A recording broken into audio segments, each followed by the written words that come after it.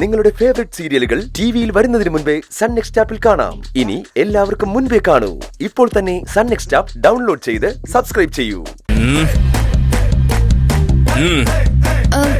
വിജയേട്ടന്റെ കൈ എന്താ പുറകില്? അതും കുഴപ്പാക്കിയോ? അതെ, ഒരു കൈ തളർന്നതുകൊണ്ട് പോരാട്ടത്തിൽ നിന്ന് പിന്മാറുന്നവനല്ല വിജയ്. ഓ, നന്ദിനെ വീഴ്ത്താനുള്ള വേറൊരു ഐഡിയയും കൊണ്ടാ ഞാൻ വന്നിരിക്കുന്നേ. എന്ത് ഐഡിയ?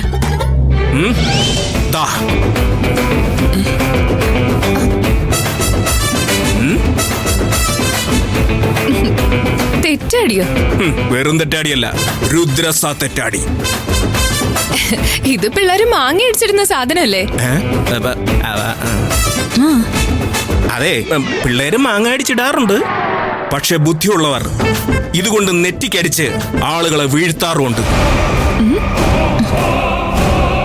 അതെ, നിങ്ങൾ ഈ ദാവീദിന്റെയും ഗോലിയാത്തിന്റെയും കഥ കേട്ടിട്ടുണ്ടോ?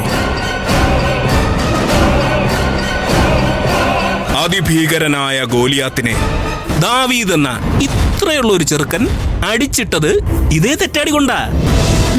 പുരാണമൊക്കെ കൊള്ളാം. ഇത് വെച്ച് ഇവിടെ എന്ത് ചെയ്യാനാ? അതെ എന്തിരജയ്, പണ്ടൊരിക്കൽ നമ്മൾ ടൂർ പോയപ്പോ താനൊരിക്കൽ ഇതിൽ എയിം ചെയ്തിട്ടില്ലേ?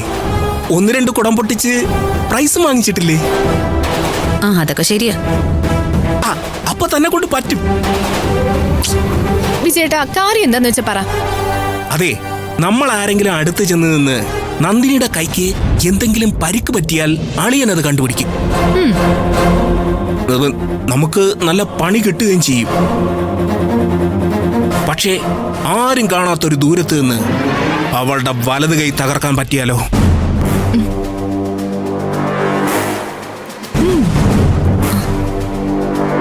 നന്ദിനി ഇപ്പോ ഉമ്മറത്ത് ചെടിയുടെ അടുത്ത് കാണും. ഇവിടെ ബാൽക്കണിയിൽ നിന്ന് നന്ദിനിയുടെ വലത് കൈക്ക് എയിം ചെയ്ത് ഒരൊറ്റ ഷോട്ട് അവളുടെ കൈ തകരും. എവിടെന്നാണ് കല്ല് വന്നതെന്ന് അവൾക്കോ സൂര്യക്കോ കണ്ടുപിടിക്കാൻ പറ്റുകയില്ല. വിജയേട്ടൻ പറയുന്ന കേൾക്കുമ്പോ ഐഡിയ കൊള്ളാം.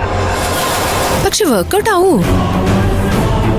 കൊള്ളാന്ന് തന്നെയാ എനിക്കും തോന്നുന്നത്. പക്ഷെ അത്രയും ദൂരത്തേക്ക് ഞാൻ എയിം ചെയ്താ ശരിയാവോ? അതെ ഇന്ദ്രജയ്, ഈ തെറ്റാടിക്കും തോക്കിനൊക്കെ ഒരു കണക്കുണ്ട്. ഒരു കാരണവശാലും ഇത്രയും ദൂരെ നിന്ന് നമ്മൾ ഡയറക്റ്റ് എയിം ചെയ്യാൻ പാടില്ല. നന്ദിനിയുടെ വലത് കൈയുടെ ഒരു 30 ഡിഗ്രി മുകളിലായിട്ട് നമ്മൾ എയിം ചെയ്യണം. അപ്പോ കറക്റ്റ് ആവും, അവളുടെ കൈ തന്നെ കൊള്ളും. അതാണ് ഇതിന്റെ ഒരു സിസ്റ്റം. ഞാനൊന്ന് ട്രൈ ചെയ്ത് നോക്കാം. ഇനി നമുക്ക് ഇപ്പൊ തന്നെ നോക്കാം. ഞാനൊരു കാര്യം ചെയ്യാം. നന്ദിനി ജോലി ചെയ്യുന്നതിന്റെ തൊട്ടടുത്ത് അവള് കാണാതെ ചെന്ന് നിൽക്കാം. എവിടെയാണ് എയിം ചെയ്യണമെന്ന് ഞാൻ കാണിച്ചു തരാം. താൻ എയിം ചെയ്യുന്നു, കല്ല് ചെന്ന് അവളുടെ കയ്യിൽ പതിക്കുന്നു. അയ്യോ, ഉടനെ അവളുടെ കൈ മുറിയുന്നു. അബദ്ധാവോ വിജയേട്ടാ? ഒരു കളിക്കിറങ്ങുമ്പോ നമ്മൾ രണ്ടും കൽപ്പിച്ചിറങ്ങണം, എന്നാലേ ജയിക്കൂ. ഇന്ദ്രജ, താൻ ഓക്കെയാണോ? അതെ, അവളുടെ കൈക്ക് എന്തെങ്കിലും പറ്റിയാലേ പുറത്ത് നിന്ന് ഏതെങ്കിലും പിള്ളേര് ചെയ്തതാണെന്ന് എല്ലാരും വിചാരിക്കും. നമുക്കൊന്ന് ട്രൈ ചെയ്ത് നോക്കാം. ഓക്കെ, എന്നാ പിടി പിടി. ഇനി ലേറ്റാക്കണ്ട, വാ വാ.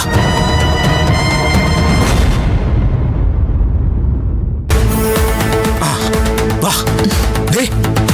അതാ നിൽക്കുന്നു.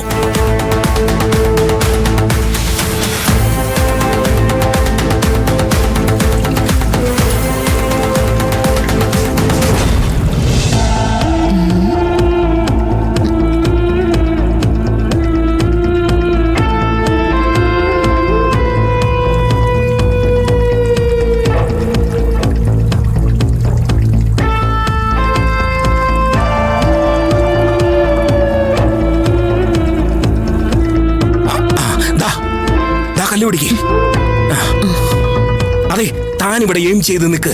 ഞാൻ താഴെ പോയി അവളുടെ തൊട്ടടുത്ത് നിൽക്കാം. ഞാൻ കൈ ചൂണ്ടുന്ന പൊസിഷനിൽ താൻ അടിച്ചാൽ മതി. ഇന്ന് അവളെ വീഴ്ത്തിയിട്ടേ ഉള്ളൂ കാര്യം. All the best.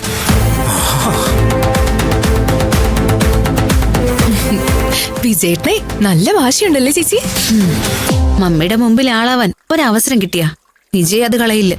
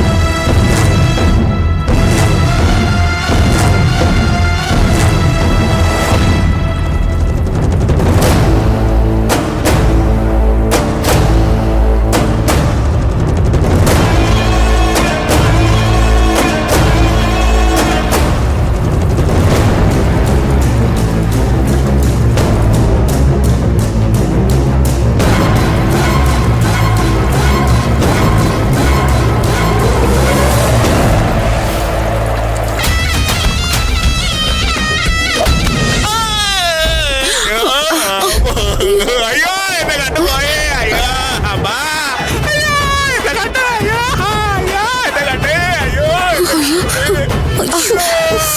അയ്യോ അയ്യോ അയ്യോ എന്നെ കണ്ടുപോയേ. ആരെങ്കിലും ഓടി വരണേ. അയ്യോ അയ്യോ. എന്തു പറ്റി വിജയ് സർ? അയ്യോ എന്നെ കണ്ടുപോയേ. അയ്യോ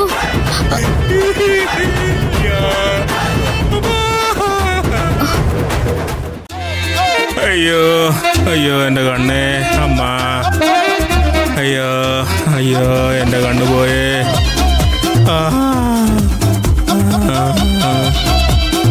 പഴയ സിനിമയിലെ വില്ലന്മാരെ പോലെ ആയി.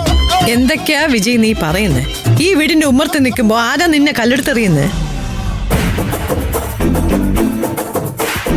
കല്ല് തന്നെയാണെന്ന് ഉറപ്പുണ്ടോ വിജയ്? അത് കല്ല് തന്നെയാണെങ്കിൽ അക്കാര്യത്തിൽ എനിക്ക് യാതൊരു സംശയവുമില്ല. അവിടെ അടുത്ത് ആരെങ്കിലും ഉണ്ടായിരുന്നോ?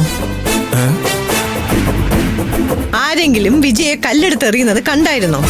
അതെ, കണ്ണിനായതുകൊണ്ട് കുറെ നേരത്തേക്ക് എനിക്ക് കാഴ്ചയൊന്നും ഉണ്ടായിരുന്നില്ല. പിന്നെ എങ്ങനെ നോക്കാനാ ആന്റി? പക്ഷെ എറിഞ്ഞത് ആരായിരുന്നാലും കൃത്യമായിട്ടുള്ള ഉന്നമായിരുന്നു.